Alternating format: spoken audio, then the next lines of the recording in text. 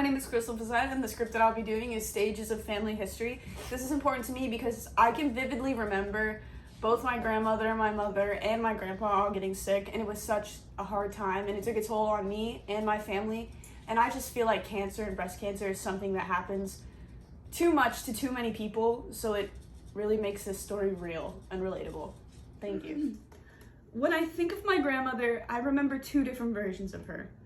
Although my overall memories of her are faint, they still bring me joy despite being so young. My grandmother was from England, and I didn't get to see her as much as she wanted, but every time was special. We used to put on rubber sink gloves and parade around the kitchen singing along to Mary Poppins in her lovely English home. My grandmother was a fun, loving, pure soul, but she endured more bad luck than she should have. You see, I met the second version of my grandmother when she was diagnosed with breast cancer. At the time, I was so young and couldn't quite understand exactly what was happening. Immediately, she started chemotherapy, and I watched it drain the energy and happiness from my grandmother. I remember seeing her wig sitting on a stand one morning, and I saw my grandmother without her hair and a glimmer of pain in her eyes as she looked in the mirror. She finished up her first round of chemo with things seeming hopeful and her cancer supposedly in remission. But this was short-lived, and chemo round 2 began.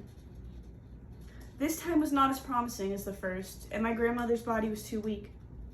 Eventually, she lost her battle to cancer, leaving behind 2 daughters, 2 grandkids, and her loving husband.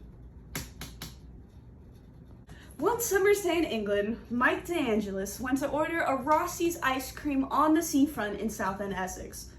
When he locked eyes with the beautiful Rossi employee, it was love at first sight, and he asked her out on a date. This is the story of how my Italian grandfather first met my British grandmother and how they instantly fell in love. When my grandfather lost her, he was different. Some may even say lonely, despite being surrounded by his family and grandkids. My grandfather lost his spirit and soul when he lost my grandmother. So, the loneliness grew day by day, and before I knew it, my grandfather was diagnosed with thyroid cancer. Although the doctors hadn't caught it early and my grandfather had begun to receive treatment, he didn't seem to be getting better. The loss of my grandmother left a void that not even his daughters or grandkids could fill. He grew weaker and weaker, and the toll of his broken heart finally was paid. My grandfather was found after he had passed away in his sleep one morning, and the last thing he had said before he had passed was that he could see my grandmother welcoming him home. Cancer has always had a history in my family.